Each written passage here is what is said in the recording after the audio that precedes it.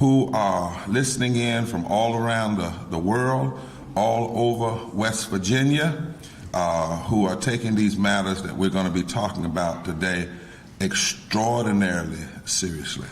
I use that word extraordinarily serious because these are extraordinarily serious times.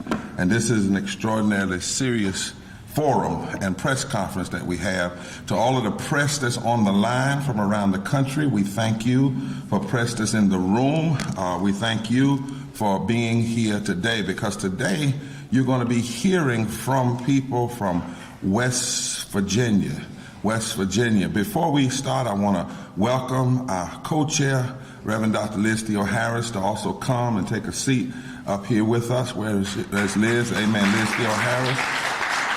And I want to welcome, I first saw this guy on CNN. He was talking, and I said, what is wrong with him? He's got a degree from Harvard. Why is he talking about poor people like this? Why is he fighting for poor people? And I kept hearing it, and then I would come, I'd say, there's something wrong with him. He's not supposed to be doing this, according to the way people think, you know.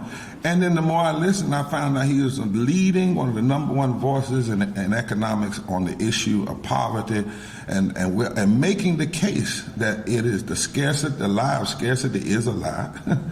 The lie that we don't know what to do is a lie. What we have is a scarcity of conscience, a scarcity of moral consciousness, and I was so moved, knowing, in fact, that there was a time when economics was not studied apart from moral philosophy. And to hear this, I call him young. I guess he was young when I first started saying it. He's getting a little gray now. But none other than he's just coming back from the G20. He's totally involved. Are you going to Glasgow? He's headed over to Glasgow. But when West Virginians said, you all would like him to come to West Virginia, he said, give me the day, and I'll take that. He missed a flight this morning, went to Newark, and still got on another flight. He said, I'm not missing this today. Would y'all welcome Economist Jeffrey Sachs, the Center for Ethics. You all know in the Poor People's Campaign, we say we don't want to be loud and wrong. We want to be loud and right. Now, I'm going to give you some data for just a quick while we're here, members of the media, because a lot is being said. 42% of people in West Virginia are poor and low wealth. That's why we're challenging Senator Manchin. We don't understand what in the world is going on with him. And the people in West Virginia, they're going to tell you today why he's not championing. He should be championing more for the Build Back Better plan, and more even for infrastructure. It's confusing why he would block $15 living wage, when in West Virginia, there's 7,000 residents that are poor and low wealth, 48% of children, 183,000, 43% of women, 399,000 women, 49% people of color, 65,000, and watch this, 41% of white people, 692,000 of the people in West Virginia are white, which counters the narrative in this state that poverty is just a black issue or a brown issue. From 1979 to 1912, the top 1%, that's Manchin, the top 1% income grew by 61%. But the bottom 99 either remained stagnant or decreased here in West Virginia. In West Virginia, 53,000 veterans have incomes below $35,000 a year. 53,000.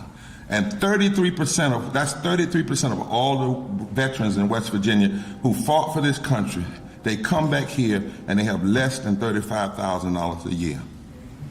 In ecology and health, 133 people in West Virginia are uninsured. And West Virginia has fought the expansion of Medicaid. 133,000 people uninsured. 46% of the census tracts in West Virginia are at risk for even being able to afford water.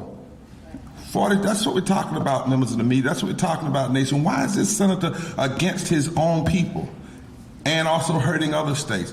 70,000 tons of nitrogen oxide are emitted in West Virginia yearly. It is a leading cause of respiratory problems, and West Virginia is the 8th highest total in the entire country. 1,300 people are homeless. You can work in West Virginia and this state at a minimum wage and it will take you 66 hours of work per week just to afford a basic 2-bedroom apartment. And 352,000 workers make under $15 an hour. Watch this. That's half of the state. Not 40% of the state, not 30% of the state. Half of the state doesn't make $15 basic minimum living wage. And this senator said no to half. Now, I want everybody to notice one thing you're going to notice at this thing. You haven't heard me say Republican or Democrat. I just said half and thousands. You haven't heard me say of those people working for less than what, black or white or brown. I said half. Half. It's not about Democrat versus Republican and conservative versus, what did Manchin say the other day, center right? What is that? This is about doing the right thing by people who are in the center of economic turmoil. That's what this is about.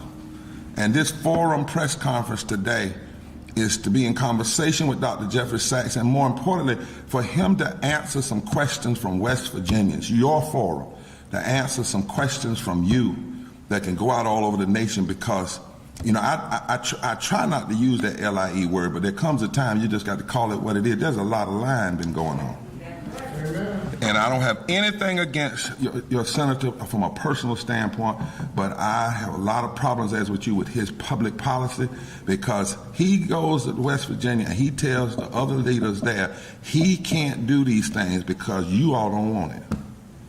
That's what he says in the back room. That's what he says in the front room. That's what he says on CNN. He says, I'm doing what West Virginians want. My state is a center-right state, and they don't want a big BBB. They don't want $15 minimum there. They don't want to rein in the issues that are hurting our climate. That's what he said, but the question is, what do you say? Now, as we prepare, we had a program, but we've got one couple. They've got to get out of here at 2:30. And since this is your forum, and we're just facilitating it, I want to ask Hunter Sparks, I want them to come and raise their question so that the rest of the nation can hear the kinds of things we're going to talk about. Then I'm going to come back and turn it over for Dr. Sachs just to give an opening. And then we're going to go into this forum and hear from you and these questions all over the country, but most of all right here in West Virginia. So Hunter Sparks, come on and share with what is it that you want to raise. We need another mic.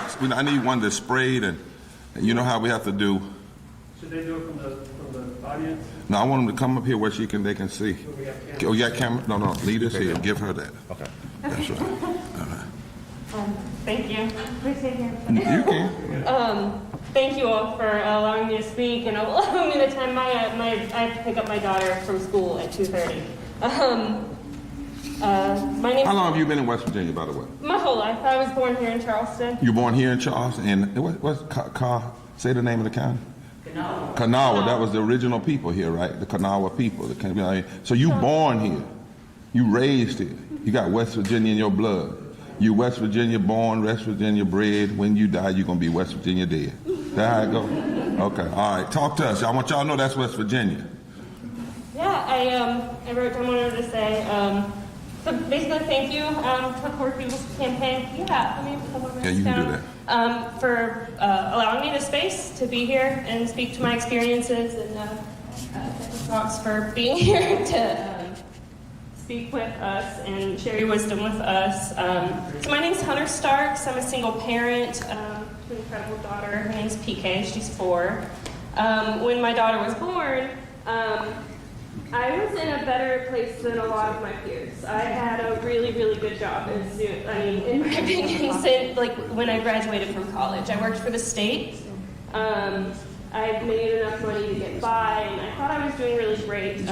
When my daughter went to daycare at 12 weeks old, daycare was $195 a week. That was 60% of my take-home income, and I didn't qualify for help with childcare. I made too much, so it was quite literally impossible for me to afford to work and live independently. At the same time, within a month of me going back to work, my grandmother fell. And I was lucky to have PTO to be able to take 12 weeks, but I had to use all my PTO while I took those 12 weeks to be with my teeny tiny baby daughter. And I asked for 1 day off a week so that I could, my family and I were trying to take time, like take shifts basically to be there with my grandma. She lived in a multi-story home. She hadn't, and you know, she had to be in a wheelchair, and that was denied because I didn't have any PTO, because I said, I'll take unpaid time off. They said no. I'm a firm believer that, like, I've been working since I was 15 and usually multiple jobs, and I kind of like working, like too much sometimes. How many jobs you work? Right now I work 2 jobs. 2 jobs, Yeah. don't have paid family leave, and can't afford insurance. How do you feel about when Senator Manchin says, well, we need to do that in another bill, because I can get some Republicans to come over, and if you just give me a chance and we can do it in another bill. How do you feel that he wants to do another bill rather than just do right in this bill? I think there's been tons of opportunities forever to do this and just do it now. Just do it now. And why I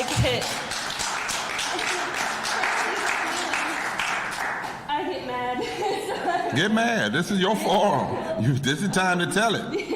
Yeah. But I work to take care of my family, and family is my priority. I ended up making some hard decisions. I left my job, which could have been a career with a like retirement plan, but I just couldn't. Like, it just didn't work.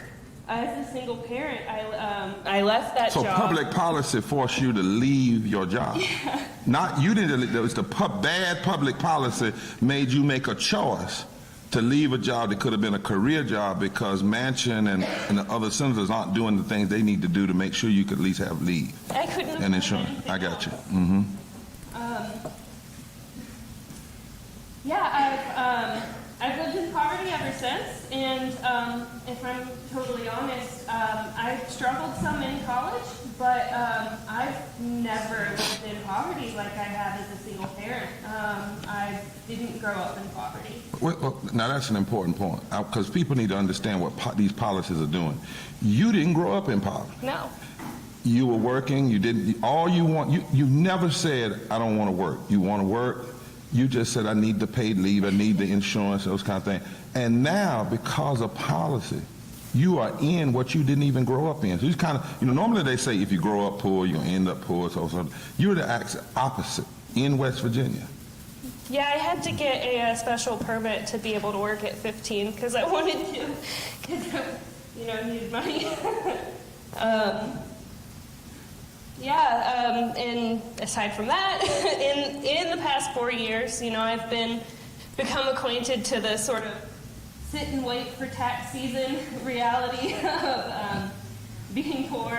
If I need something done with my car, if I need something done with my house, if I need to pay off medical debt, it's not possible until I get my income tax return. And ironically, I use my income tax return to pay my property taxes on my car because I can't afford month to month to pay it. It doesn't make sense, and it's frustrating. But it's not because you're immoral and you don't want to work, and because that's what they say. They say if people are poor, that's their own fault. This is a direct result of policies that could have been changed a long time ago, just to get people like you. You think Manchin struggles like this?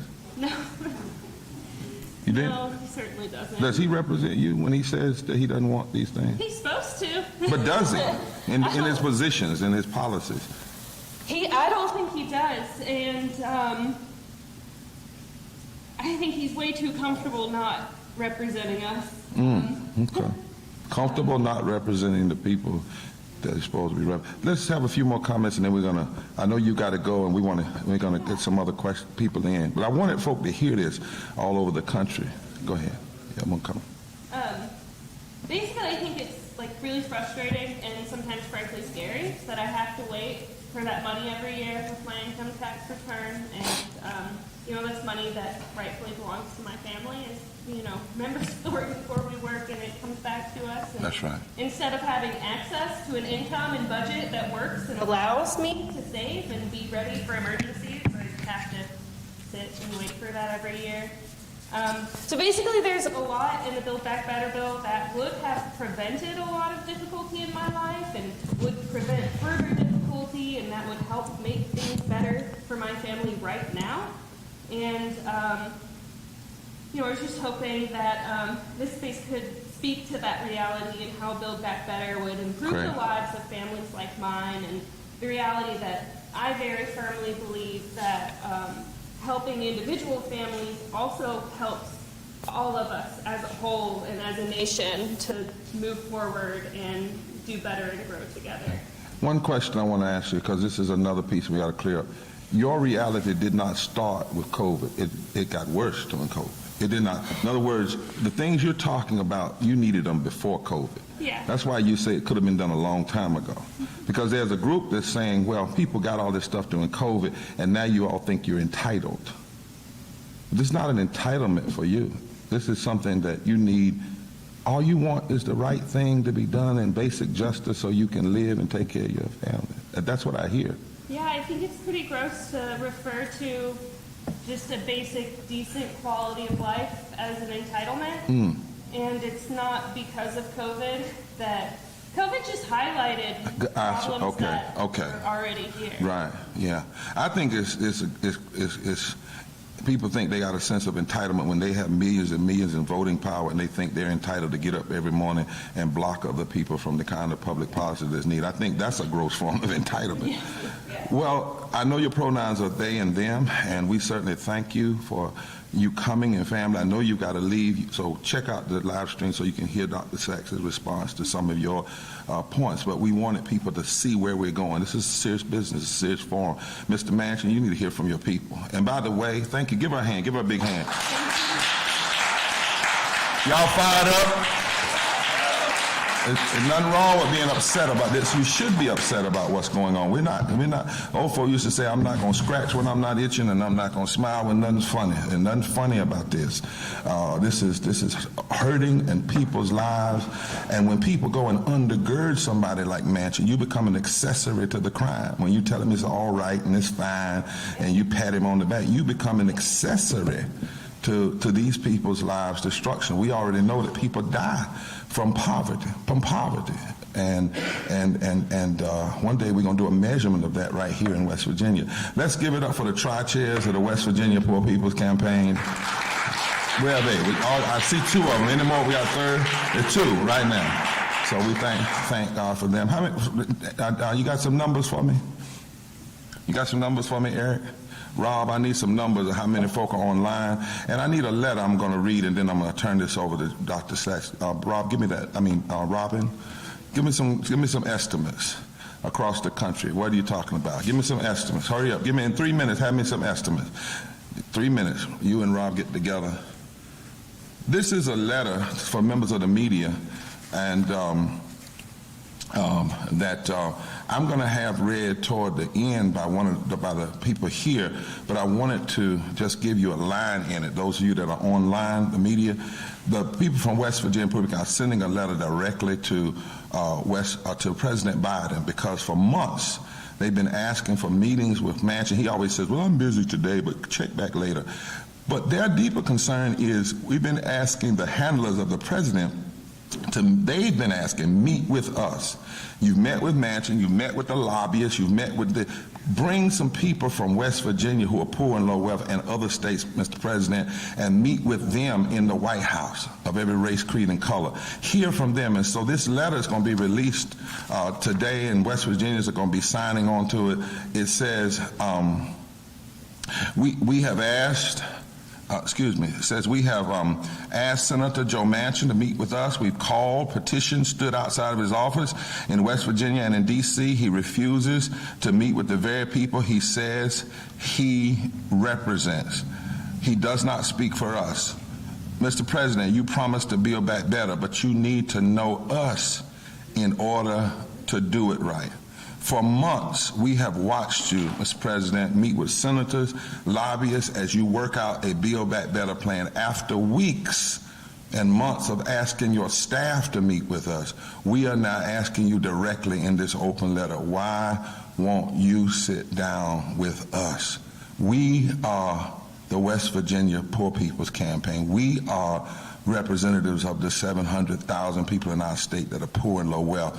And it's high time we, the people, not the lobbyists, not the senators, not them, but we, the people who experience the pain and who would benefit from Build Back Better, have the opportunity to sit with you, talk with you, and then speak to the nation so that America can see herself by hearing and seeing us. How y'all like that? This is going out from West Virginia. They want to read the whole, it'll be read in totality at the end. Give me something, Eric. Thousands. We got thousands of people. What's that? In the 5 or the 10s? We got tens of thousands of people online all over the country. Come on, give us a hand that are listening in. And we got other folks that are cross-posting, and a lot of those thousands are right here in West Virginia. Dr. Sachs, I've been long enough. Come and open us up, and then after you open, we're going to take some questions from the people. Give him a fresh microphone. Thank you.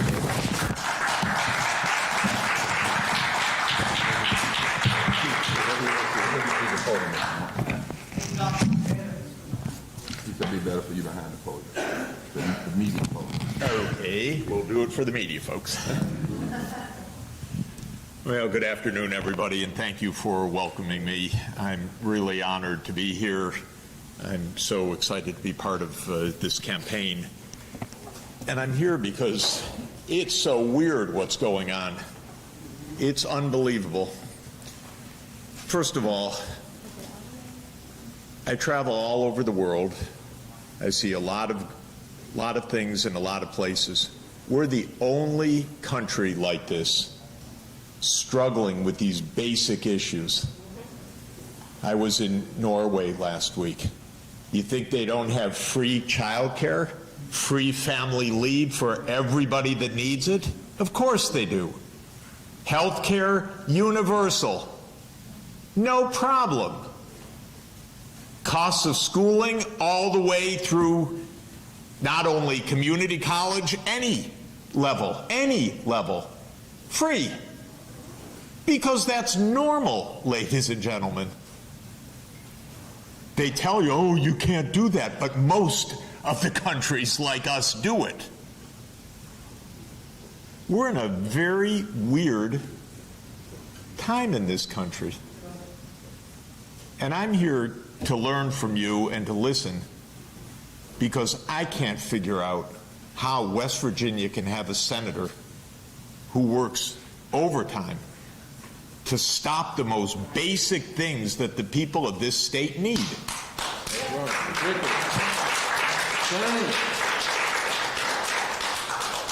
So I'll just put a little bit on the table to get us started.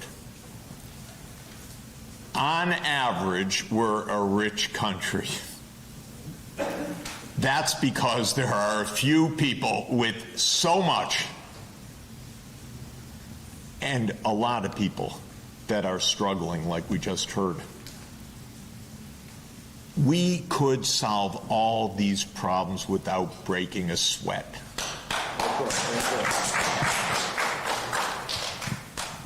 I just looked it up. Elon Musk, you heard of him? Tesla? Okay, so today, this morning, his wealth is $312 billion. My goodness. All right, so I thought, suppose you make $40,000 a year, and you're going to go to work, and you're going to continue to work until you make $312 billion. How long do you think that would take you? 1,000 years? No. 5,000 years? No. 10,000 years? No. A million years? No. 7 million years. Wow. And then, when the idea was maybe you should pay something in tax, your senator said, no way, that'd be dangerous. What is going on in this country? honestly, what is going on with your senator? It's unbelievable. Right now, the companies in this country are paying the lowest share of national income and corporate taxation in modern history because the taxes have been cut and cut and cut and cut. 40 years ago, before all this nonsense started and handing all the money to the rich, the companies paid 3 to 4% of our national income in taxes. Now they pay 1% because it's been slashed and slashed and slashed, including in that 2017 tax cut that everybody knew was unaffordable, except the rich people wanted it, so they got it. So when President Biden says, and I wanted him to just eliminate what had been done in 2017, why keep any of that tax cut, which just went to the richest people? That's right. But President Biden, you know, he's a moderate man, so he said, we'll take it back halfway to where it was. And your senator said no for this state. And then he says, oh my God, there's no money to do all these things. Well, that's the money, Senator. What are you talking about? If you fight every tax on the richest people in the world, and then you say there's no money, aren't you playing a game? That's right. Fair game. That's the fair game. And maybe that's the game we saw when he was trying to drive his Maserati out of the garage. I didn't know he had a Maserati. I didn't know he had a houseboat. I didn't know he had $8 million of income, a mega millionaire. He's just voting his pocket, not yours. It's unbelievable. Oh, God. I don't have any easy answers of what to do because this guy is just completely abusive to his own population here. Yes, abusive. That's right. That's right. And because there's nothing complicated about any of this. There's nothing complicated about any of this. The idea of this whole package from the start was the rich have gotten so unbelievably rich. The whole political system has worked for them for decades. And by the way, you know why it's not very complicated. The campaigns, okay, cost $14 billion of donations in 2020. We call that legal. That's just corruption. That's right. That's all it is. But our country's really twisted right now. But then they get trillions of dollars of tax cuts. That's the game. And the game is so clear and so obvious. So the idea of the package was really simple. Take some of this and let this wonderful mother have some child care, for God's sake. Are you kidding? Family leave? Take care of an elderly parent, some help in this country, which every other country does. Every other one. So that's all it was. And then, oh my God, because they twist every number, every lie. So you start hearing, oh, it's trillions, and then Manchin says, oh, we can't afford that. As if nobody would do the most basic, honest arithmetic. You know what this package is right now, after it's been cut and cut and cut? It's not even 1% of our income in this country. can't afford that, Senator? Well, yeah, if you have to give everything to the rich so you don't take a penny from them, then you can't afford it. But if you just collected some tax from these companies, some tax from the billionaires, there's no problem affording it. We're talking about small numbers. They sound like big numbers because when they say, by the way, it infuriates me, they say, oh, it's a $1.75 trillion. First of all, that's over 10 years. So that's $175 billion a year. Okay, is that a big number? Well, it is for you and me, not so much for Elon. But for our nation, no, we're $23 trillion output. It's much less than 1%. But they make it, oh my God, we can't afford this. It's going to be inflation. We're going to go broke. It's a game, ladies and gentlemen. You know it.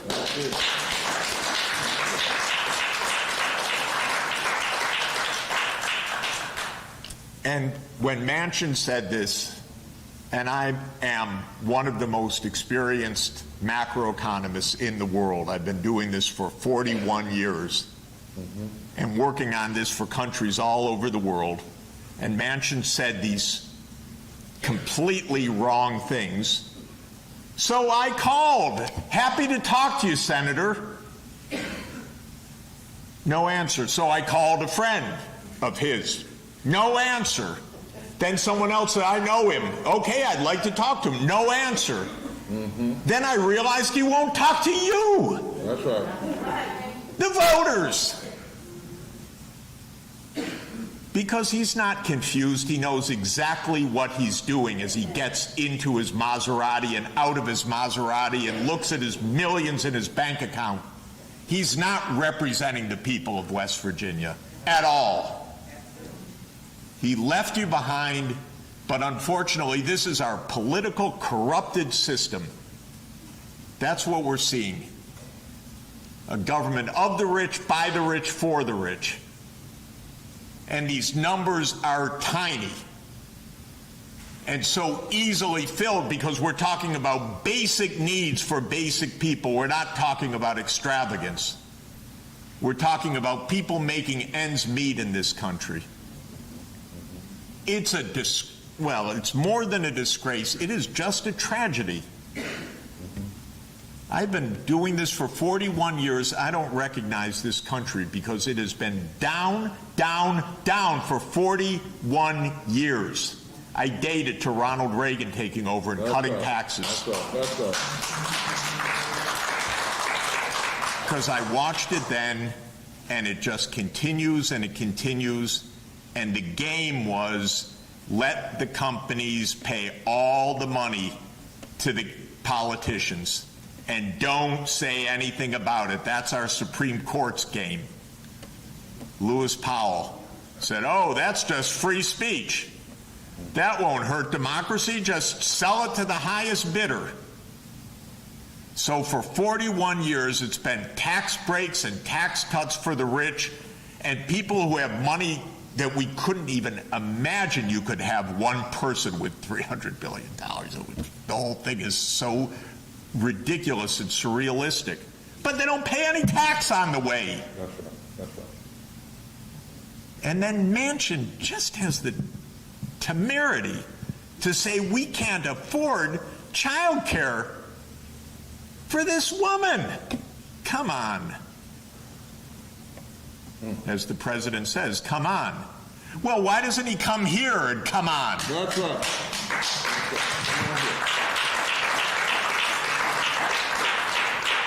Because the other thing that happened as our politics got so damn corrupt in this country, so ruthlessly corrupt, is that politicians don't even come out to see anybody anymore. You watch what's happening right now. Every day, someone comes out and says, well, Manchin doesn't like that, so that's off the table. And the next one, oh, Sinema doesn't like that, so that's off the table.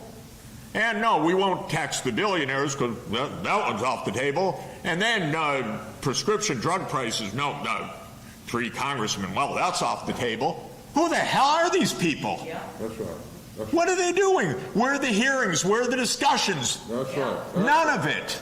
It's all behind closed doors because that's how plutocracy works.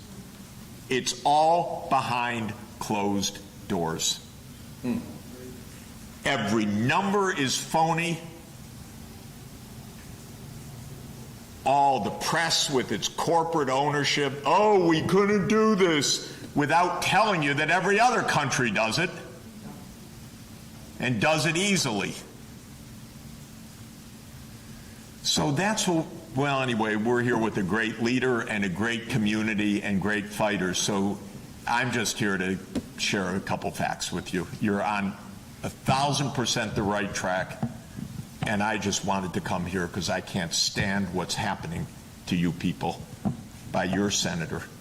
It's a disgrace. Thank you.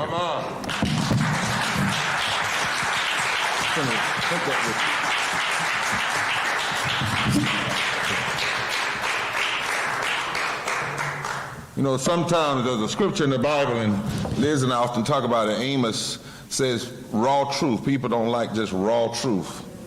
But that's what we need if we're going to have any chance of turning this around, and we are.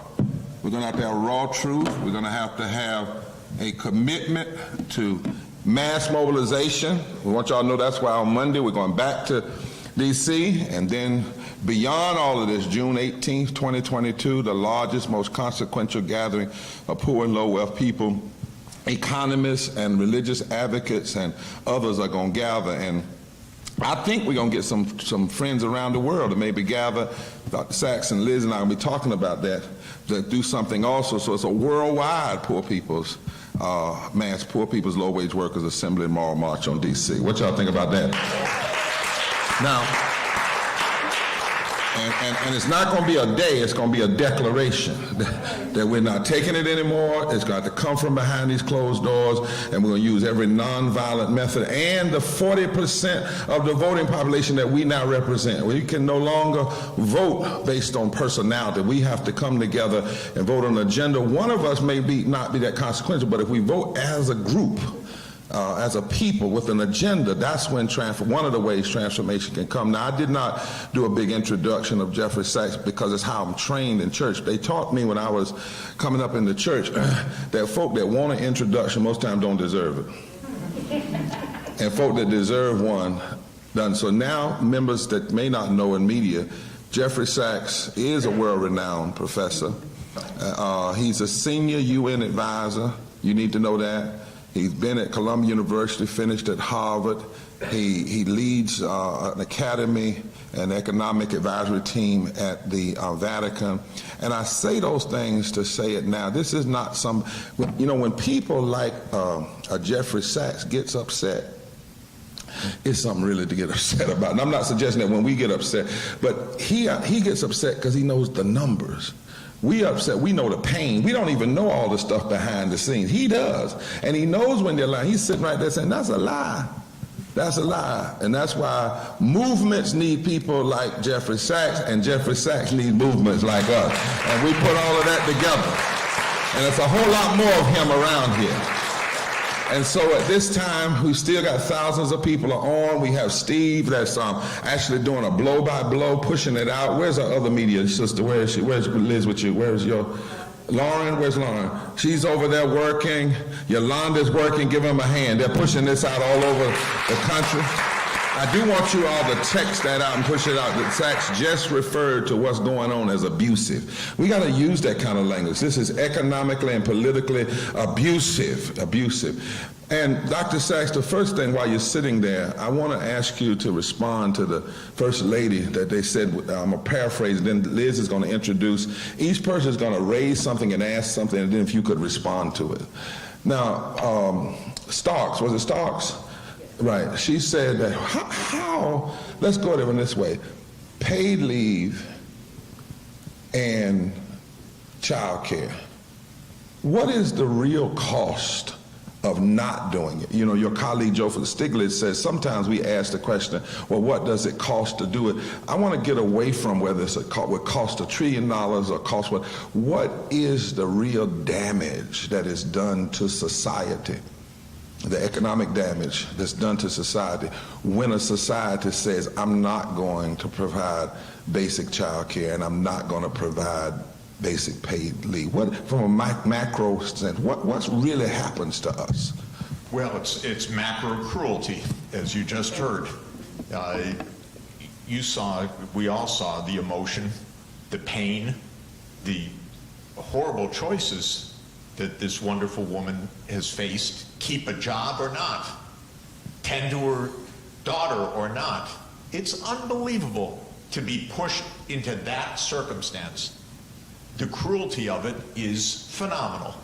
And you multiply that millions of times, and you end up with a country that is cruel to its people.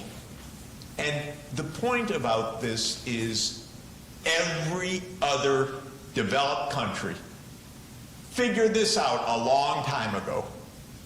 You can get online and look. There's a group of countries called the OECD, Organization of Economic Cooperation and Development. It's basically our peer countries. It's Canada, it's the United Kingdom, it's France, it's Germany, it's Italy, it's Sweden, Norway, Denmark, Netherlands, Finland. All of them have paid leave. All of them. All of them. We're the only country in the world that doesn't. So, because it's obvious. We're cruel to people here. What are we thinking? Well, I know. It's because our political system went haywire. It's because the political system is behind the closed doors. So the one thing you can't do is tax rich people. That's the story. Not only you have to give them deals all the time. Mr. Bezos, you know, sorry, he's only $190 billion. He's a poor guy compared to Elon Musk now. What does he do for Amazon? He goes around the country, says, who will give me the biggest tax breaks? I don't want to pay taxes. I don't want to pay any local taxes. I don't want to pay any state taxes. I don't want to buy any land. You owe it to me. You want some jobs in the warehouse? You give me all of that stuff. This is what happened in this country. So then we end up collecting the smallest revenues as a share of our big national income of any of these countries in this group, by far. Then they say, we can't afford it. That's a game. It's a game. By the way, I don't recommend it, and I know you won't, but I have to for work.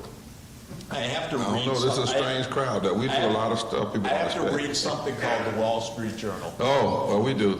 Yeah, we get mad about it, but we read It it. is so disgusting you can't even imagine. But all it is, every day on the editorial page is propaganda. How the only way our country can make it is to give everything to the rich people. You take anything, everything's going to fall to pieces. Everything will fall to pieces unless the rich people get everything, because they're so fragile. Yeah. Let me ask this. They're billions. But us, no. This is the game. Let me ask one other question. Now, take us to school a little bit in economics. So, if we did get paid leave, and if we did provide child, because they always tell us it cost, you know, it would cost too much, it would outweigh the benefit. But actually, in money, is there a benefit to the whole country?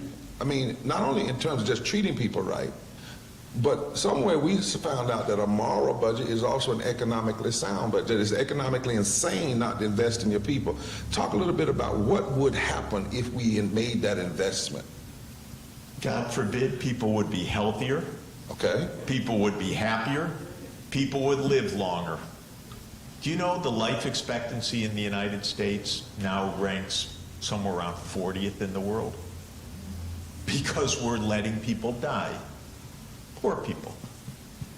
It's really something. because my career spans the period when we were at the top. Now we keep falling. Because when it comes to the health care, we can't afford to give people dental, eye, and hearing. Maybe hearing. Are you goddamn kidding? That's what they're talking about. That's right. It's unbelievable. It's like a joke. It's like a Saturday Night Live skit. Don't care if you see. Only hearing, but eye and dental, why would you do that? Do you think any other civilized country talks this way?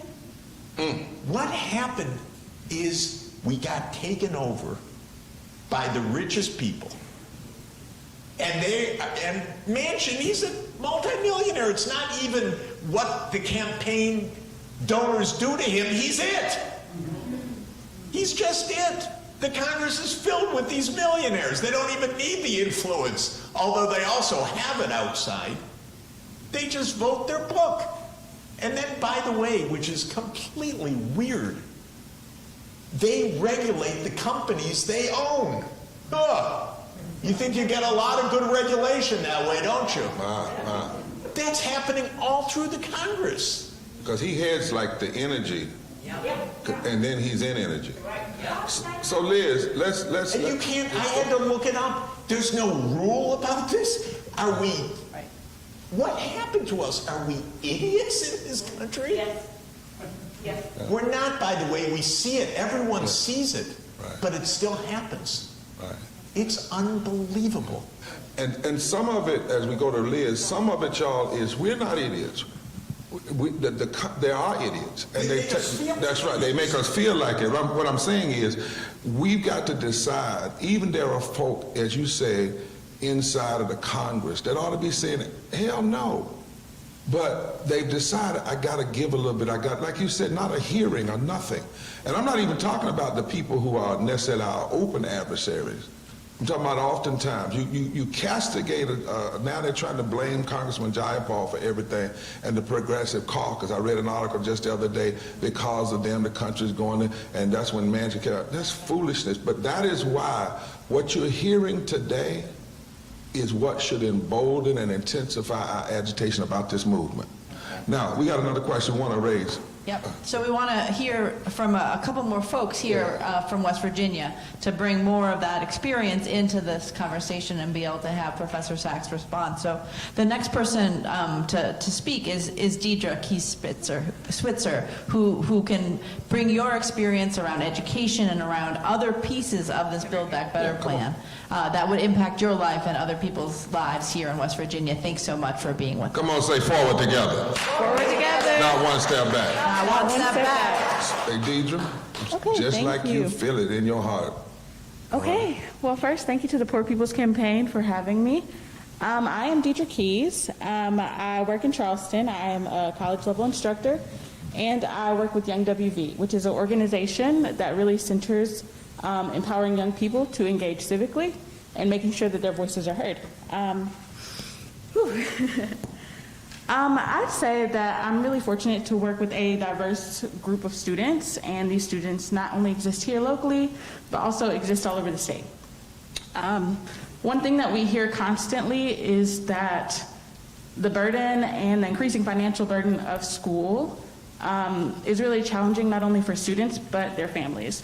And I guess my work with college students is amazing, but I also acknowledge that there have been students who are not able to access, college due to being pushed out, whether that's financially or in other ways. But I guess our question, on really behalf of young people is, what exactly did we lose when we lost the 2 years, the 2 free years of community college? And what could that have meant for the futures of young West Virginians and their families? What did we lose? What did we lose? Dr. Sachs?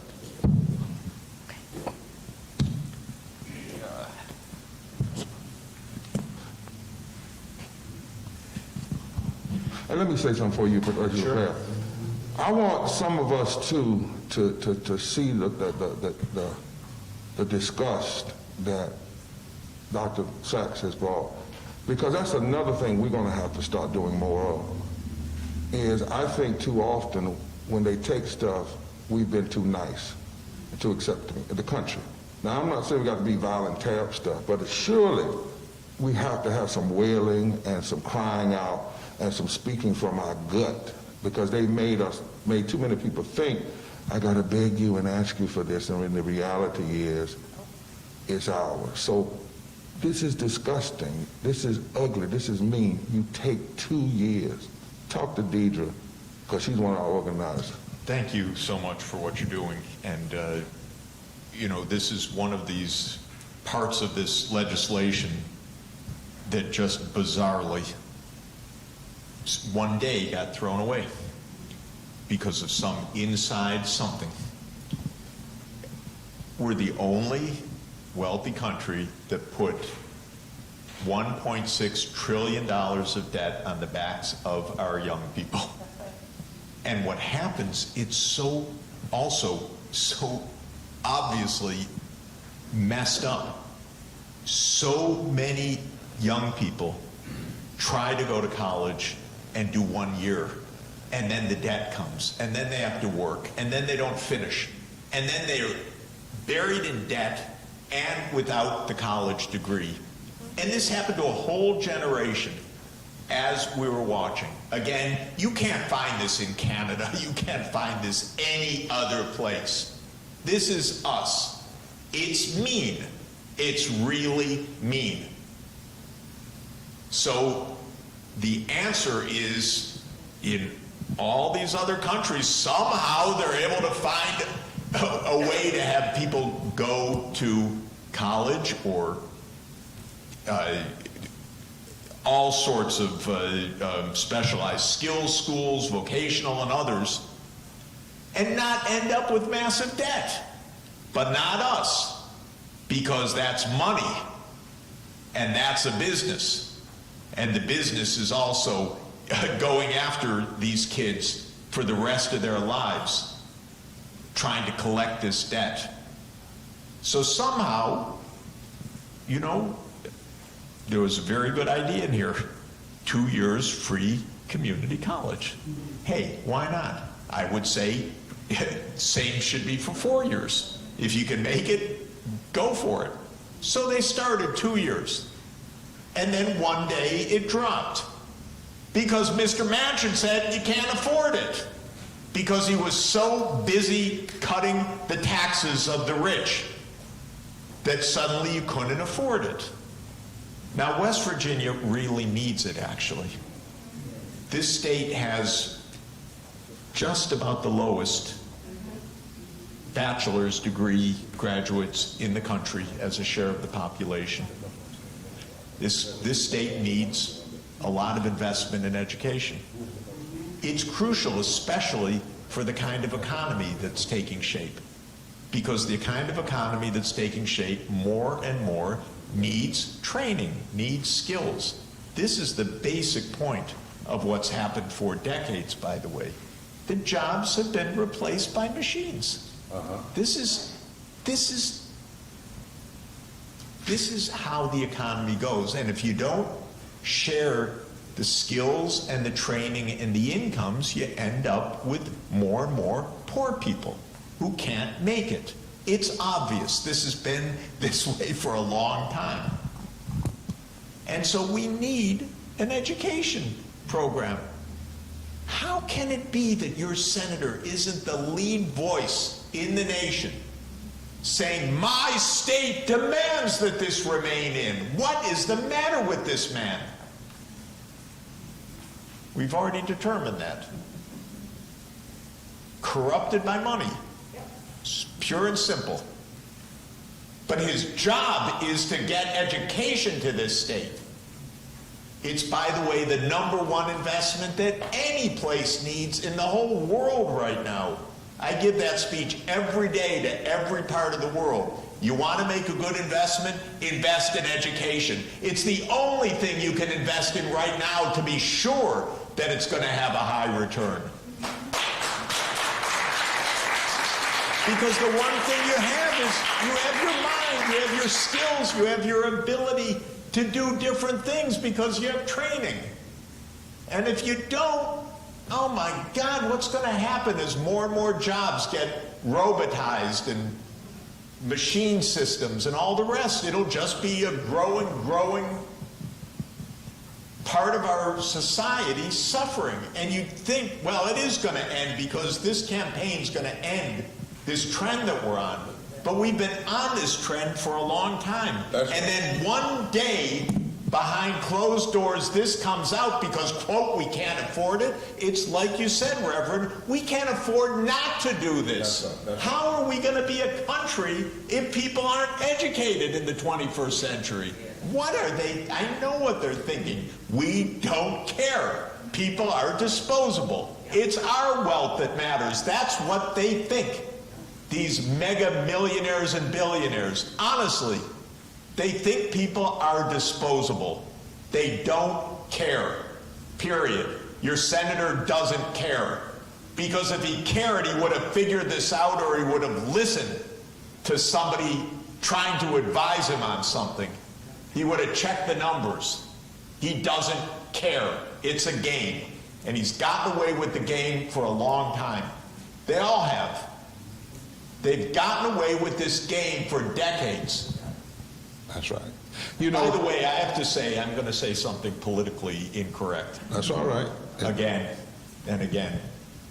But I live in Manhattan. So I'd walk across Central Park. And then on the other side, on the east side, that's the ritzy side, I live on the other side, everything would be barricaded. And you couldn't walk for blocks and blocks and blocks. Why?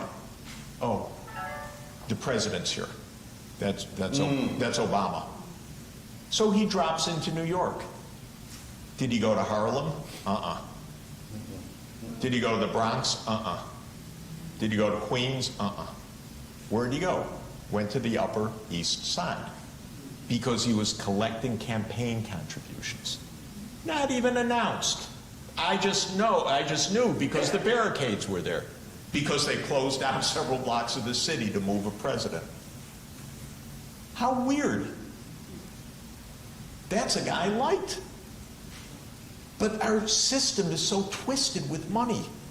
He didn't stop to talk to poor people. He didn't go to the community. He didn't.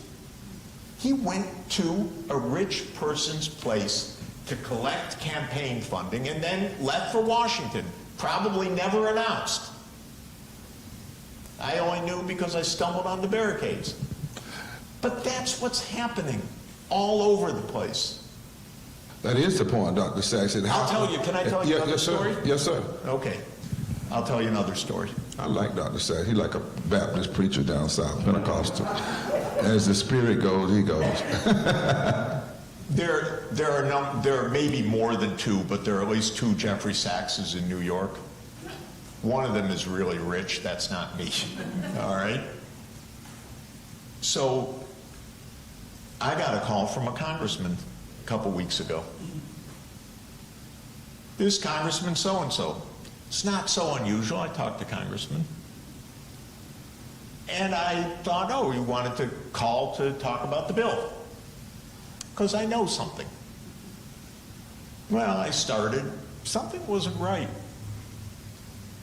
And then after a couple of minutes, he says to me, well, Jeff, I have a difficult primary coming up. So, oh, yeah? He says, well, I wanted to know if you'd make a contribution. And I said, God, that's weird. I thought you wanted to talk about anyway. And I said, well, I don't because, I also work with the UN, so I don't get involved in that. He said, oh, but I saw you gave several $1,000s to so-and-so. Then it dawned on me. Other Jeffrey Sachs. And he's not calling at all to talk about anything. He's talking about money because that's what they do. That's what they do, our representatives. This is someone who should have called me because I know a lot about the legislation. I know a lot about the economy. But that's not why he called. He called for a campaign contribution. That's right. And this is what's going on, ladies and gentlemen. This is a game. So, And President Biden should get out and get these out of the back rooms. I never had much confidence in Nancy Pelosi, I have to tell you. It's all back rooms. And who thrives in the back rooms? The rich and the lobbyists. that's right. The ones that And can pay the to be back congressmen there. who are rich themselves. That's right. And That's in right. families with lobbyists, by the way. So the whole thing is rigged. And if we talked about it honestly with real numbers, we'd actually get somewhere, because then they'd say, you can't afford it? Are you kidding? It's less than 1% of our income. Can't afford it? Are you kidding? The companies used to pay 4 times what they're paying right now. Why can't they do it again? Because you gave them tax cuts the whole damn way. That's right. That's right. So part of what you're saying is that when we hear a Manchin say something like, this is a shell game, he's really projecting what he's actually doing. Exactly. And that's why this campaign, what I want folk to hear, when we say shift the narrative, and this is what we're talking about. We got to get the narrative shifted, and we've got to, if they won't come where we are, we got to go there. We got to put people in front of this nation so that they can see themselves and see the ugliness of it. Because what you said about that trip coming in, it happens all, and that's the P. If you come into town and you're a politician, don't drive in certain areas, don't take the media there, then you can really say you never saw it. It's why for the whole while when we started, people always wanted to say 39 million, that's the extent of poverty. They didn't want to face these numbers. Because to face it means you either have to fix it, or you have to ignore it, or you just have to say, I don't give a damn. Right, and the latter is really what you end up doing when you refuse to address them. So Dr. Sachs, that's why this is so incredibly important. Now, a couple of housekeeping things. Somebody said they could hear one of us on. If you are with our team and you can hear something like we're doing technically, then you need to take your 2 feet and come up here and tell us. Don't send me a text message. Get in touch with somebody that's here and take 2 feet and walk up here and whisper in my ear, and we'll try to fix it. This is housekeeping stuff, y'all. Don't send me a text message and say that you fixed it. Now, we have a lady here. She's been married for 42 years. Lord have mercy, 42 years. And she's a firebrand. She believes in telling the truth. And she's grandparents and her husband were minors. She's got 2 children. One of them's an ICU nurse. The other is disabled. 2 grandchildren, 1 boy, 1 girl. And she said to me, and then Liz will bring up the next person afterwards. She said, everywhere I've lived, there were mining people in southern West Virginia. Southern West Virginia, next counties to Charleston.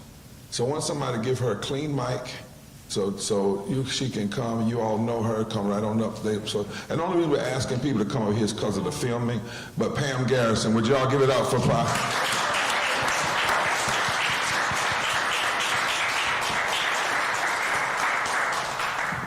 Thank you, Reverend Barber.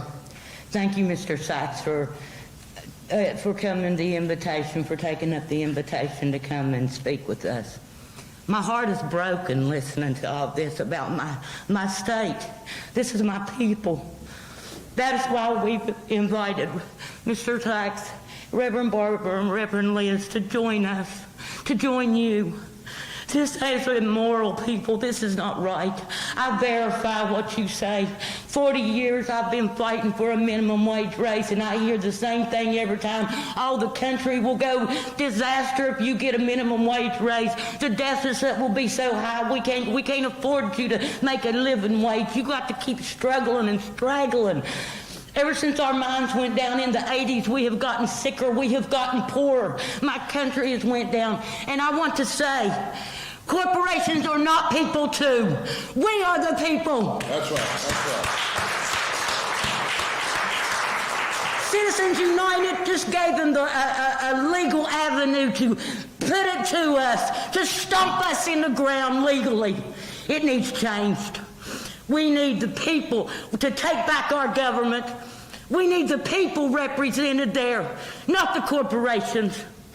I'm heartbroken today fighting these battles. And my senators, not just one, every representative I've got in West Virginia is not representing me. None of them. They voted to take away my health care. They voted to tear down my kids, my grandkids' futures. I'm not taking it. I'm not taking it. And my fellow West Virginians, we're not taking this. In our country, we're not taking this. Stand with us. Mr. Sykes, I've heard these propagandas, entitlements versus investments. Are we an investment or are we an entitlement, Mr. Sachs? And I want to know, my senators hollering, oh, this will raise the deficit. Well, look, my grandkids will be paying for it. Well, my grandkids are in poverty. So you tell me, does my grandkids have a future or do they not? I need to know, am I fighting a losing battle or have I got a country with me? That's right. Unpack it, Dr. Sachs. He says it's deficit's going to destroy everything, and if we do this, it's going to hurt our grandchildren who are already hurting. What's the truth in, is this are folk entitled when we do this, or is this ought to be what we do? Talk to Pam and our people like Pam. Thank you for the fight and for your words, which are so right and so important. If the government spends something, but it taxes that amount, there's no deficit, there's no debt. That's the whole basic point. So if you say we're going to help with dental care and eye cares, or we're going to have community college, then what you should ask is, okay, can we pay for it by, for example, taxing Elon Musk and his friends? Can we pay for it by reversing some or all of that 2017 tax cut? That's the basic thing that one would do for decency around the table. They would say, it's your grandchildren and grandchildren all over the country, and my grandchildren also, like your grandchildren. And I can't tell you how much I love them and want this country to work the same like you. And then you have 5 people in this country right now, maybe it's 6, I think it's 5, have $1 trillion among themselves. You can't even imagine if it's Elon Musk and Warren Buffett and Bill Gates and Jeffrey Bezos and Larry Page and Sergey Brin. Maybe it's 6. It's about $1 trillion. By the way, you can look it up online every day because Bloomberg.com tells you their daily wealth. So I'm kind of a billionaire voyeur. I like to see what's happening because I know what they could pay for. And so that's $1 trillion. So, okay, that's 5 people. They don't need all of that, by the way. The good people of West Virginia probably know you could get by. Elon could probably get by with just you could make it with just $1 billion in your bank account, couldn't you? Dr. Sachs, he's got 312. Can I ask you something? Because I'm trying to compute. I'm slower than you on these numbers. You just said there were 6 people that had $1 trillion, and how many people in this country? 400 and some. We're 330 million. And they're telling us that 330 million can't even afford $2 trillion for 10 years. And you just said 6 people. The stuff is so weird. I want us to slow down and see what we're hearing. It's completely weird. Because all that we're talking about that they say they can't afford, aside from the fact we could take it from so many places, from military, we spent $7 trillion, by the way, in the wars. which I'm sure people here Yeah. suffered from that. For nothing, by the way, all based on lies that were clearly lies from the first moment, I just have to add in. That was $7 trillion down the drain. $7 trillion. And then we can't afford it? Are you kidding? We're spending $2 billion a day on the Pentagon. For what? For the next war they're going to cook up? What's the point? Then you have 5 or 6 people with $1 trillion in their bank accounts right now. Just 5 or 6 people. The billionaires, a few hundred in our country, have many, I think it's about 8 trillion for all the American billionaires, something like that. I don't remember exactly. This is so, and as I said, maybe a simple way to think about it is that it's just a little more than half of 1% of our national income for everything in here. And they say you can't afford it. Oh, it's socialism, it's this, whatever crazy thing, because they're playing with us. They're playing games with us. They own the process, they own the committees, they own the votes. They themselves are rich. They are with the big money. They're with the lobbyists. So they're playing games and they say whatever humors them. So can we afford it? Can your grandchildren have a future? Of course, we need to do everything to fight that they have a future in this country. By the way, just another weird point, since Manchin absolutely has, you know, this is another issue about mining, by the way, and the future of jobs. We're going to a different kind of economy. Already the mining sector has the number of jobs very small. And to the extent that it's going to be mined, it's going to be machines anyway in the future. So we need a different kind of economy. If someone knows it, they do something about it. So in the last couple of days, big new project in Tennessee, the Ford motor for electric vehicles. Kentucky, the electric vehicle batteries. Where's West Virginia in this? Manchin's just saying, no, we're not doing any of that stuff. Because in addition, since he owns coal companies, he's not looking to the future even for the jobs of this state. He's not bringing in investment. He's not looking for the future economy. And all around you, that's where the jobs are going to go. Because we're going to have that transition. But he is looking after his own company. That's all it is. It's nothing more than that. And so he's not talking about the future jobs. So it's another part of this whole story. It's weird. Normal people think about their children and grandchildren. Right? That's, in fact, almost all we think about. And then you say, what can we do to make sure that this world's going to work for them? That it's going to be safe, that they're going to have an education, that they can grow up safe, that their mom doesn't have to leave them someplace dangerous because she can't afford not to work, or she stays home and then can't work and they grow up in poverty? What kind of choice is that? That's what we're doing. It's just crazy. And you people are the experts.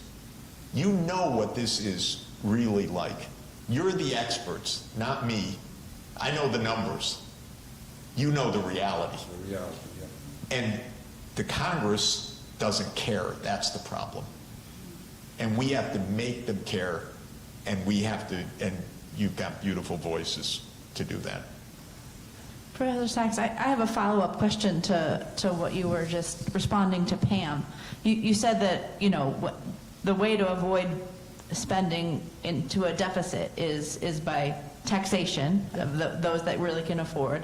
It's by reducing a military budget, giving less money to the Pentagon to declare war.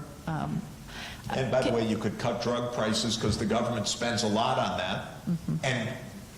And the drug prices, by the way, we have another case of the Manchin family and drug prices. That's a little bit known because they've been in the business of price gouging for a long time. So you cut those prices, then you can afford a lot too. That's right. It's a game. What I couldn't figure out, sorry to interrupt, I know since I'm an economist and I teach at Columbia University, I meet a lot of these rich people. I don't understand. Honestly, all they care about is their mansion in the Hamptons. But what kind of life is that also? It's so weird to do this so nasty. But they are completely obsessed with that. And that's it's a little crazy. So anyway, this is what we're after. This is what we're after. So the other question I have, if as an economist, if you could speak to the benefits of investing, the benefits of investing in childcare and in education, economically. I mean, we know some of them in terms of socially, morally, that it's the right thing to do. But also, is it of economic benefit for have a society paying workers more? Is it of benefit to the whole economy to have kids going to good schools and childcare? I mean, is there an economic side of that story, or is it just the right thing to do and we can do it, so we should be doing it? Both. And just before we were coming, I was doing a Zoom meeting with the Minister of Finance of Paraguay, because my team has done a report for him. And the words I said just as I was leaving is, Minister, the most important investment that Paraguay can make is in education. Believe me, your whole economy depends on this. By the way, it's an easy line for me to remember because I say it everywhere. Because there's look at the young people here. Get a good education. I promise you, it's the most important thing possible. It's the key for how the whole economy functions. And without it, with all the changes taking place, all the jobs that are going to disappear, all of the E this and E that, without an education, it's going to be real problem for any child that doesn't have a decent education now. And all the economics points that way. We've had a rising gap between college and non-college. This state has about the lowest bachelor's degree I mentioned as a proportion of the population. You're feeling that. That's hurting a lot. A lot. That's why, my God, you should have 2 senators that are saying nothing but that every day.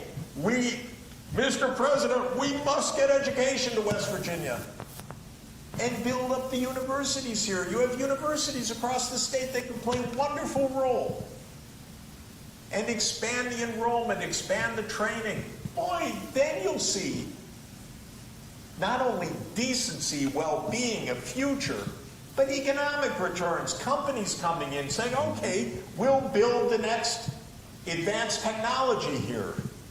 That's what you want. But that takes skilled workers. That's right. By the way, without skilled workers, it used to be there were jobs. They're not jobs because the machines have taken those jobs. It's pretty basic. And it's been going on for decades. And in some places, they adjusted by making sure everyone could get decent skills and education. And in our country, no. So we have a growing amount of poverty. And the political system just resists it because it's so corrupt.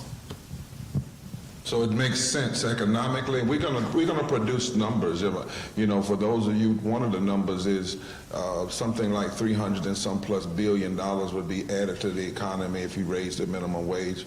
to 15, and I think a group of Nobel Peace Prize economists just came out. They won the Nobel this year, and they basically proved, well, we knew it, but they said, look, we've done the research. It won't hurt jobs. It will not cause massive unemployment. It's not going to cause mass price hikes, and it's actually beneficial.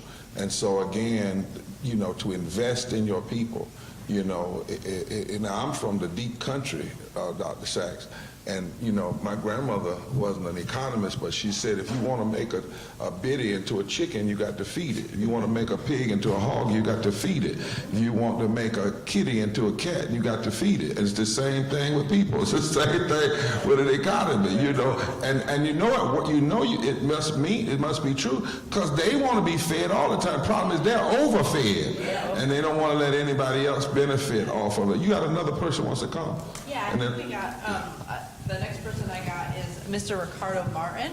Actually, we got Jean. We're going to wait on Ricardo. Yeah. Okay, I'm sorry. Jean. Yeah, next time. Yeah.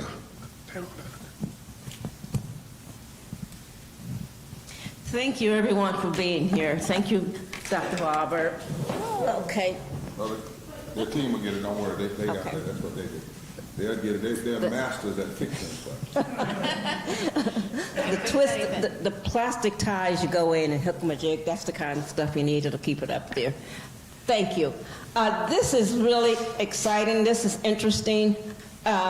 It's good to know that people are ready to finally listen to some truth instead of the crap you've been hearing for so long, instead of the crap that I think too many people have been accepting and pretending and hiding and going along with it.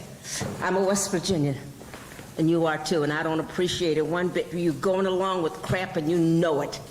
You know it.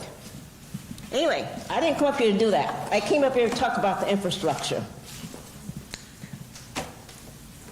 I'm just going to present the situation, and then you'll tell me about it.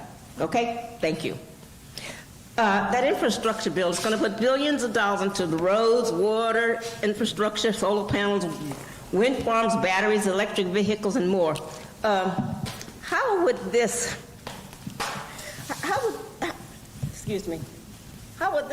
spending, especially on clean energy, which we know some people don't like, some people named Manchin, how is that going to impact coal production, which is a concern for some West Virginians? Some West Virginians, born and raised here, I know the difference. I know what used to be, but what isn't happening anymore, and it stopped long ago, as you said a long time ago. Mechanization started taking over many, many years ago. So how is it going to help the economy here? Thank you, Jean. Well, let me tell you about a terrific idea that 8 mayors had in this region. And we haven't gotten the White House to listen, and Manchin has absolutely run away from them. He refuses to listen. So 8 mayors, and I can't remember all of these cities, but it's Louisville, Morgantown, Pittsburgh, in Ohio, in Kentucky, in Pennsylvania, in West Virginia, got together with also the universities in the states and came up with a plan for how this region could become the leader of the new economy, the leader for the clean energy, the leader for, just like I said, the Kentucky plant for electric vehicle batteries, the leader for building wind turbines. This is a great industrial area. And if a little bit of care was taken by your politicians, which they're not doing, they would come forward with the plan. And they'd say, look what we could do, because we helped build this country, and we can help build the 21st century of this country. And here's a plan, and here are universities ready to do it. ready to help. It's going to be hydrogen. It's going to be it's going to be wind turbines. It's going to be solar. It's going to be clean energy, and this region could be at the core of it. And I worked especially with the mayor of Pittsburgh, Mayor Bill Peduto, terrific person, really wonderful person. And he got together, the other mayors got together, industry got together, technologists got together in his city, Carnegie Mellon and UPitt. I can tell you, it's a great idea. I went to the White House to talk about it with the President Biden's senior officials. They're interested. They couldn't get Manchin to sit down on it. That's the damn truth.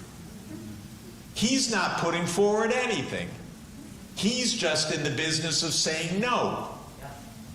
That's the game.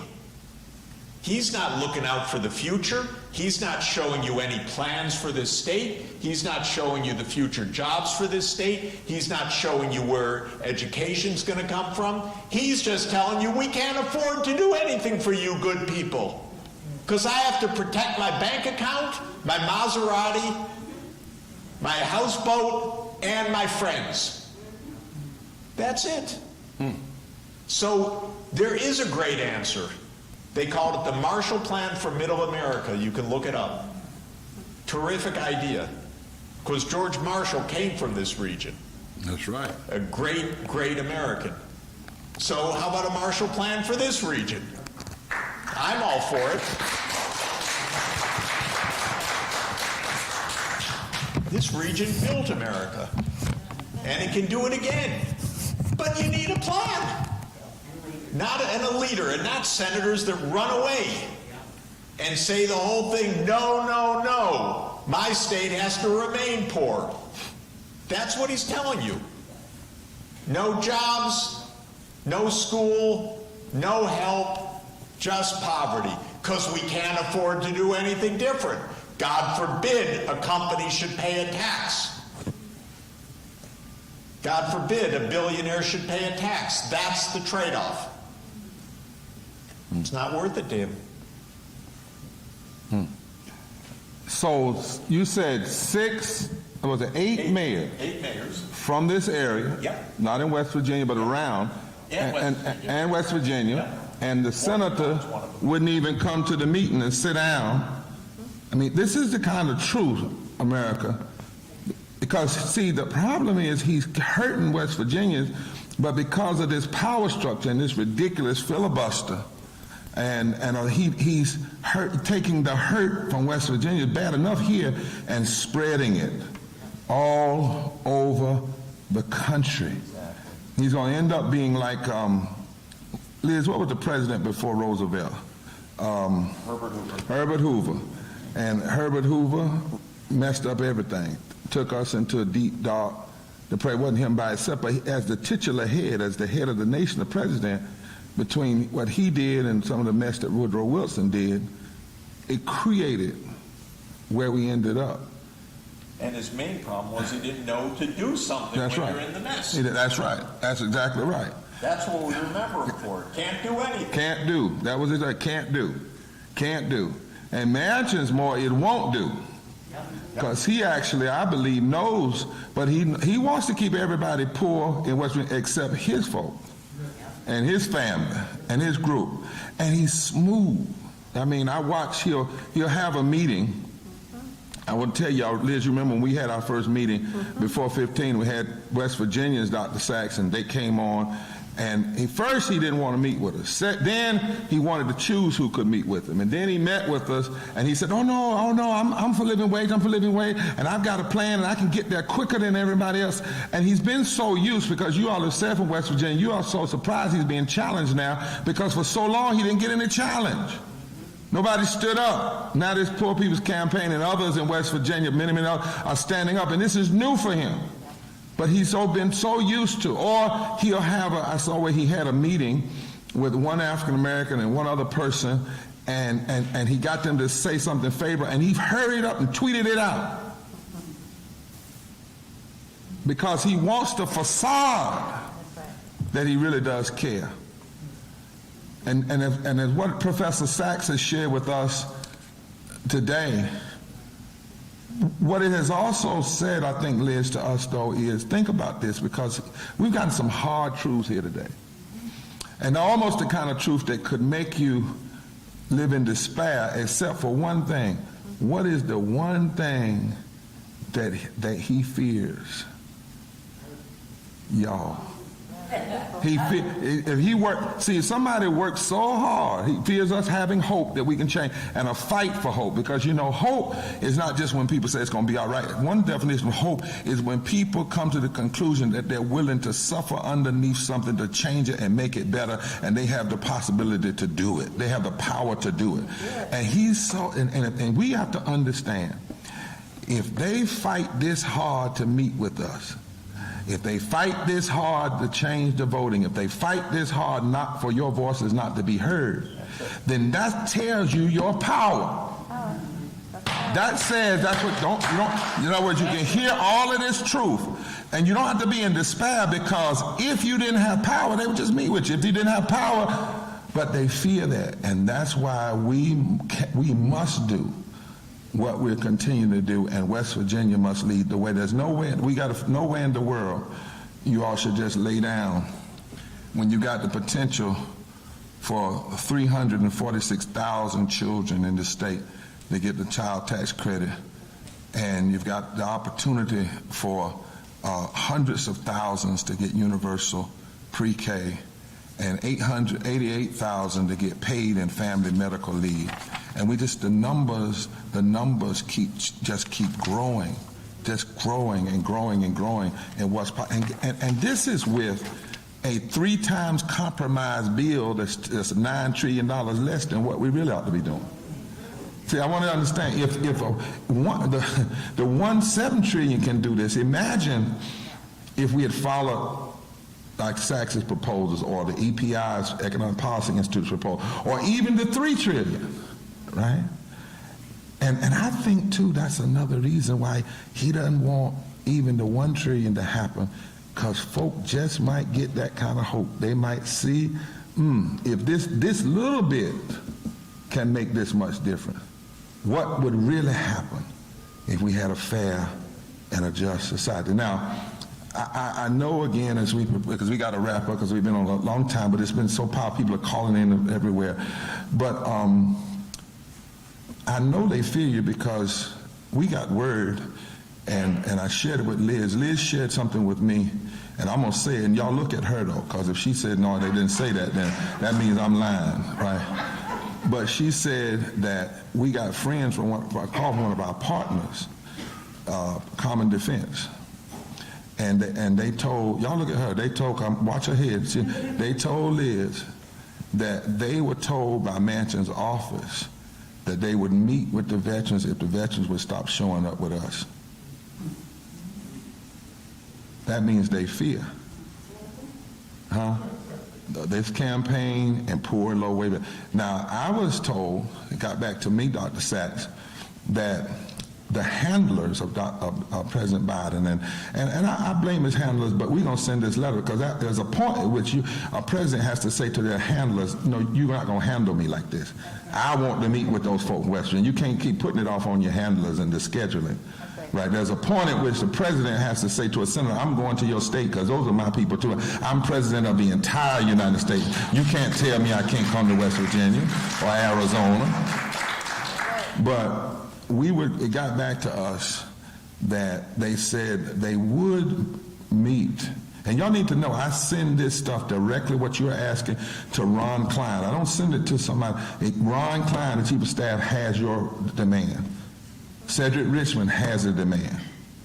They can't say that they haven't had it at the highest level. We don't send it, it's not through some private person. But it got back to us, so there was a conversation, and it went something like, well, we could consider meeting with the Poor People's Campaign. One thing, but let's meet with them after we get it done. In other words, then they can just talk about what they did, but we don't get a chance to shape what was done.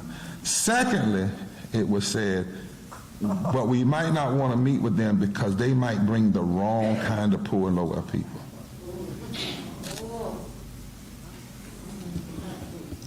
Now, I'm telling you, it hurt me so bad. See, I can't, as a preacher, and if I say certain things, that would be the story. So I have to internalize a lot of words because I don't want to mess up the movement where the focus becomes me, what I really want to say sometimes. So I have to ask the whole, but they said the wrong word. But now they're going to deny they said this, but it got back to me from a pretty high source that we might bring the wrong kind of poor and lower people, and they won't poll well. And if the TVs show them, it will be a turnoff because they won't look like what in the. See that's that kind of attitude, right? But that's why we can't back up. And that's why right now I'm going to ask Jean and Pam to come to read this letter. And I want to ask, first of all, those of you that are here, how many of you, has this been good today? And are there any rapid fire questions where you can just stand up and say it so we can we'll get it answered, but we got our live stream is getting tight. So is there a rapid fire question? Anybody got a rapid fire that you'd like us, and we'll get it put in writing and send it out. Say your name. Ricardo Mark. Right, okay, Brother Mark. Not only is this a rapid fire question, yes, sir. I need you to know, if you don't already, speaking about health care, the CDC, in conjunction with Robert Woods Foundation, issued in Newsweek several years ago, the 50 cities in the country that had life expectancy below the national average. Think about it. Below the national average? Below. Okay. West Virginia had 5 Wow. of the 50. This is the lowest life expectancy of the state level. And that is depressing. Not only that, but And that was 5 years ago. that was just a few years Just a ago. few years that, ago. that article came out. Right. Not only that, but Dr. Sachs, 484 census tracts in West Virginia. Okay. And you have to check, though, you have to fact check me on this. 1,592 block groups, 135,218 census blocks. The great majority of these census tracts have poverty levels 20% and above. 20% and higher. Above. Now, you have to fact check me on the number of the percentage of the 484 census tracts, but I think it's 40 or higher, 40% or higher of those census tracts. Poverty 20% and above. Now, here's my question. Let me get it up here. That's all right, Doc. That's technology. Senator Manchin has talked, Dr. Sachs, a lot about how the cost of these programs will add to the deficit and increase inflation. He seems to be trying to sell the myth of scarcity in one of the more resource-richest parts of the country. Can you unpack that a little bit, Dr. Sachs? Yeah, let me unpack one thing, which is I'm looking right now at the Centers for Disease Control. West Virginia has the lowest life expectancy in the whole country. West Virginia has the lowest life expectancy in the whole country. Many, many years less than other states. Where is Manchin on this? Say that one more time. We want everybody to hear that. West Virginia has the lowest life expectancy of any state in the United States. You just check out the Centers for Disease Control. It's shocking. It's right here. And it's a tragedy. It is solvable, but it needs resources. And it needs some politicians that give a damn. Yes. That's the point. And he knows it. He knows, of course he knows. He can't, as he runs away from people, he somehow hears it echoing. But he won't sit down to solve any of it. So this was the original, then the / the health part of all of this. Unbelievable. With Manchin in the lead. Oh, we can't afford help in our state. What kind of nonsense is that? Really cruel. This is life and death. Life and not death. Not just dollars. Life and death. And even that can't get a rise out of him.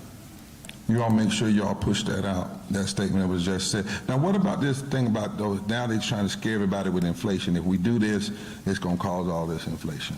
Yeah, the main point that I keep emphasizing is, if his concern is the debt and deficits, then he should understand he should champion the tax increases on the richest people in this country and the corporations. Then his problem goes away. Right.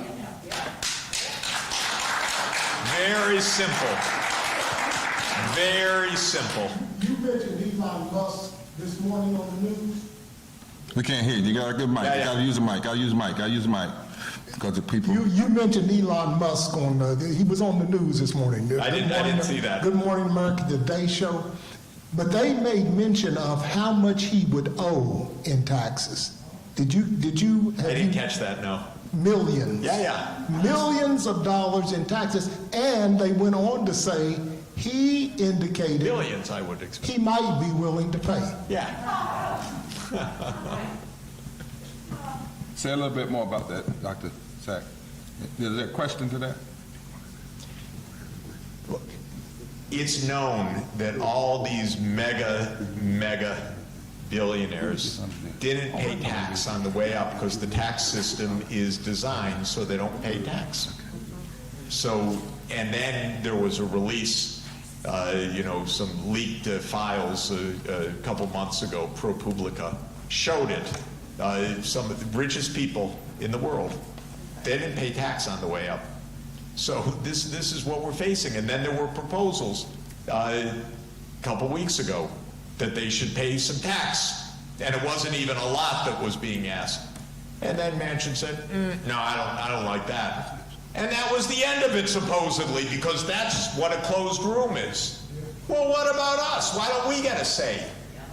Why don't the American people? Because if you look at the opinion surveys, the overwhelming majority of the American people want these people to pay taxes. That's not a secret. So how can, what's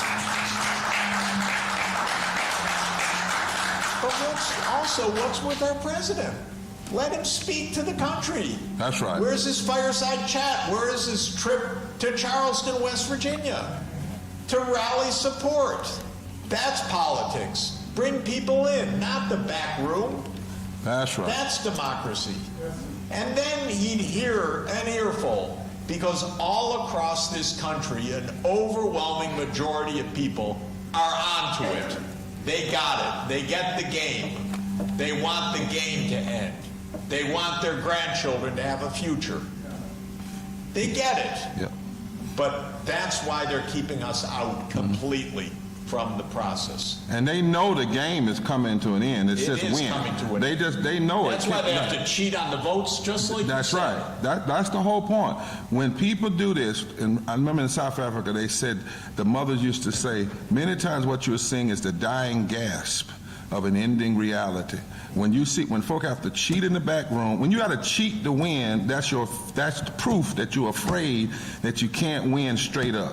So you got to rig the votes, you got to do this in the back room, you have to cut the monies, because this country, it can't stay forever with nearly 50% of the people in poverty and low wealth, and they sure enough fear black and white and brown and native all coming together, particularly around an agenda that will address poverty and racism and ecological devastation, denial of health care, all of that together.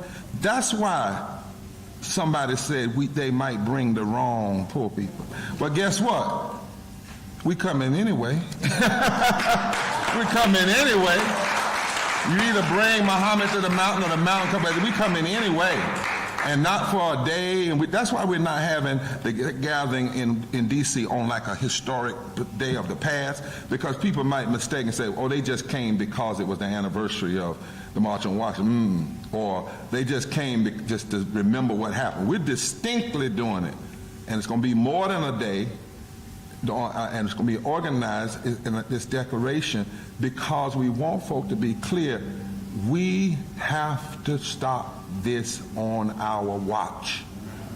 If this nation cannot face these things after COVID and all these deaths, what is it going to take? But the total unraveling of the society. If you can't have a conscience after this, and so we are the ones, and West Virginia has got to lead and be out there in the front of it, right? Because I said to somebody the other day, I think it may have been Dr. Lipscomb, he could give him a hand. He just came in, had some church stuff he had to do today. Watson, excuse me, I'm the Watts.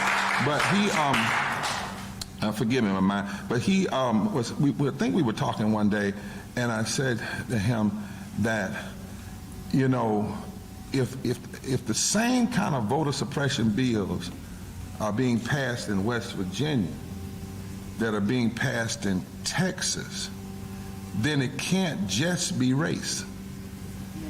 It is race now. Don't you ever mistake it. You can't deal with America without factoring in the race piece. And I think, Dr. Sachs, that's another piece we have to factor into this, is that every time you hear people calling stuff entitlement, that's straight out of the Southern strategy. That's straight out of Richard Nixon and Kevin Phillips and all. Because a lot of this stuff, what they're really saying is, you don't want all of these black and brown and other folk receiving this.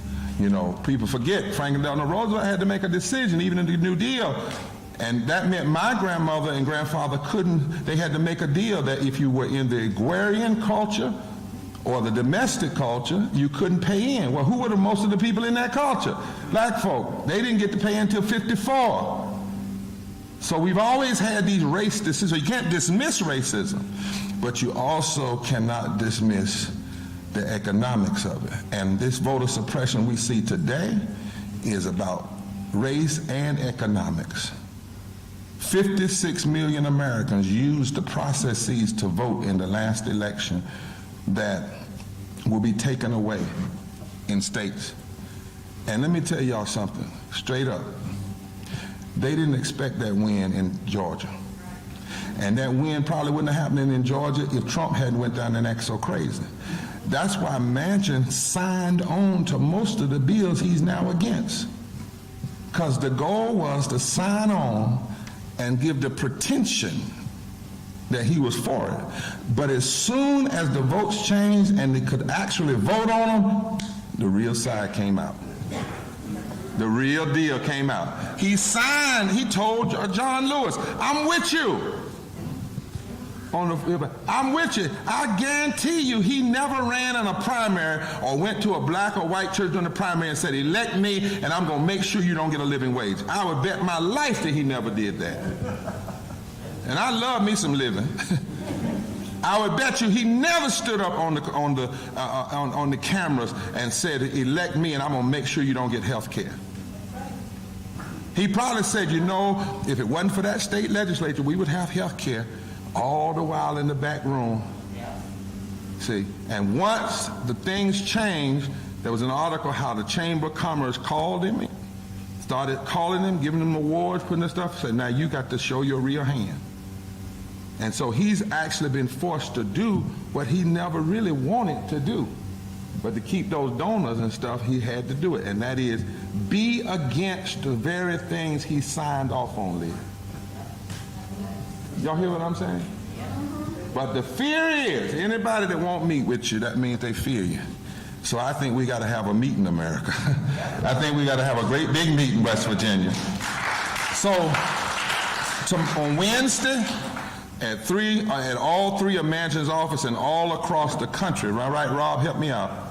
We're having Witness Wednesdays at the senators' offices across the country. So it's not just Manchin, it's everybody, any of them. All those. In fact, he's hiding about 6 moderate Democrats. Y'all need to know he and Sinema are just the points. But it's about 6 others that also don't want, but they sat around and figured out who could get away with it.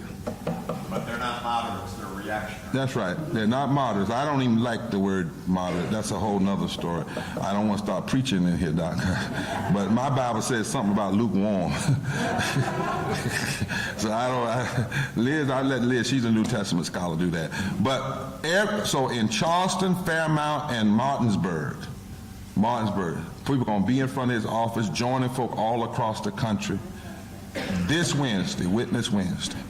And then next Monday, we're going back to D.C., in front of the Capitol. Something's working out. People from all over the country, different organizations, state, right when they say they're going to pass this on Wednesday. And people say, well, Rambo, why are y'all pushing for it to be passed? It's not all you want. Well, we come from a people that didn't always get all they wanted, but that didn't mean they stopped fighting.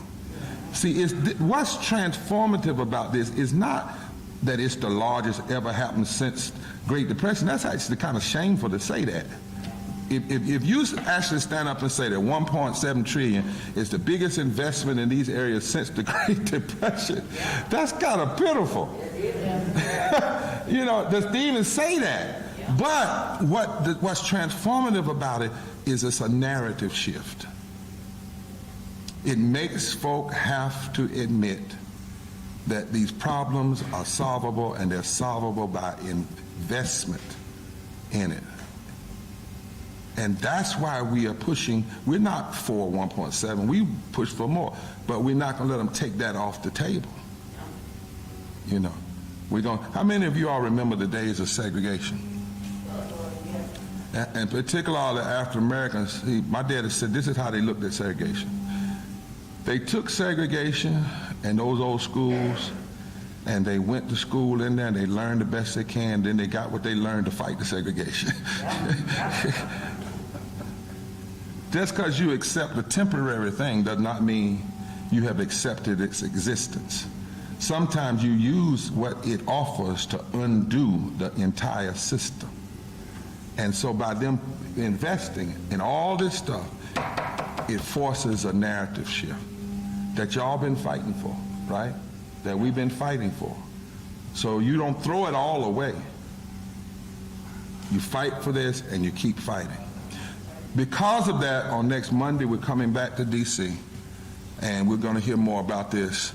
I want to ask now, as closing this, I want to ask Pam, if y'all could give some mic to these folks. Pam, or either Pam and I want to ask Deidra. Now, Deidra, you my cousin. You know my grandma was a Keys? No. So we need, is it K-E-Y-S or K-E-Y-E-S? K-E-Y-S. Okay, yeah, that's the same Keys. So we need to have a conversation. All right, so Deidra, and then Jean, and then Liz, and then, what'd I say? Pam. Oh, Robin. Pam, Robin, Jean, Liz, Deidra, and then Reverend Casimir, Reverend Liz. Now, I've got the marked one here, okay? Give that one away. Use this one. And see, that's it. Pam, and Robin, and what did I say? Jean, just that section. That looks like Reverend. Then Liz, and then Deidra, and then Reverend Casimir. Ain't that Reverend Casimir? Hello, young lady. What's your name? I know, but what's your name? You know I've been thinking you were Reverend Casimir the whole while. Are you from West Virginia? Would you mind reading the piece? Come on, come on. Y'all know that. Why y'all didn't tell me that? Well, I didn't know that. Well, she looked like Casimir to me. Okay, so that's for her. Okay. Okay, Deidra, Pam, Robin, Jean. Robin gonna lead it. So y'all come up here. Eric wants y'all closer to this. He keeps telling me, get everybody close so I can get them in the camera. All right. And this is how we're going to close out. And at the end, if we can all stand, celebrate, and thank him for coming. Y'all glad he came? Yeah. With the truth. Pam, you're going to start off. We're forward together, not one step back when they end, okay? Up to here, and y'all okay? read it with the vigor and the power of West Virginia. You want to pull your mask And a few infiltrated. Dear Mr. President Biden, we need a full Build Back Better plan in West Virginia. Our people are dying. Before the pandemic, 700 people a day died from poverty in America. COVID-19 took the lives of 4,500 West Virginians while poverty continues to ravage our communities. For months, we have watched you meet with senators and lobbyists as you work out a Build Back Better plan. After weeks of asking your staff to meet with us, we are asking, why? Why won't you sit down with us? We are West Virginia Poor People's Campaign. We are the 140 million poor and low-wage workers in America. We are the 710,000 West Virginians who are poor and low wealth. We are the 351,000 West Virginians without a living wage. We are the 187,000 children living in poverty in West Virginia. We are the more than 108,000 people without health insurance. We are the West Virginians without a senator, without a representative who represents us. We are mothers facing an empty fridge and no security for the next one on the way. We are the worker with 2 jobs who still can't afford safe housing. We are essential workers without health insurance. We are teachers on food stamps. We are pastors whose young people have passed by our doors on their way to hang themselves because they can't live in this poverty.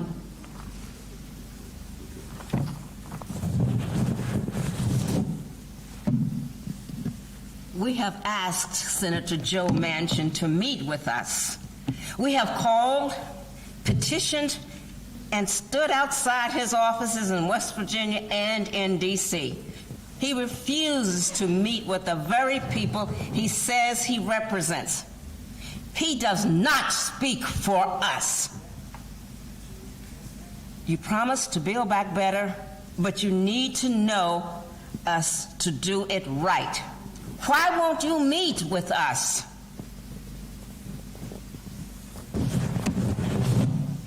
We are Black, brown, Indigenous, Asian, Latinx, and white.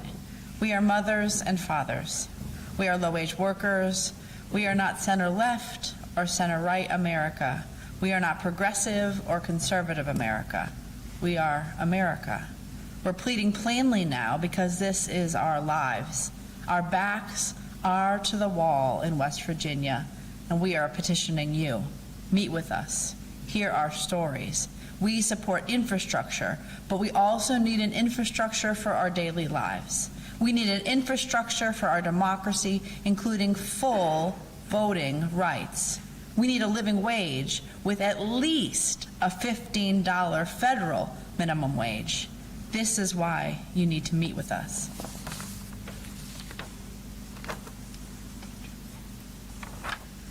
We are coming to Washington, D.C. on Monday, November 15th. Invite us to the White House to meet with you in the Oval Office. We will gather representatives from other states too. Then we can talk to the media together, because this is not a battle between your agenda and Senator Manchin's agenda. This is not about center-left versus center-right. This is about our survival, our lives, and our chance for justice, and promoting general welfare of all people. Remember, Mr. President, teachings of Isaiah 10. Woe to those who make unjust laws, to those who issue oppressive decrees, to deprive the poor of their rights. And Matthew 25, truly, I tell you, whatever you did not do for one of the least of these, you did not do for me.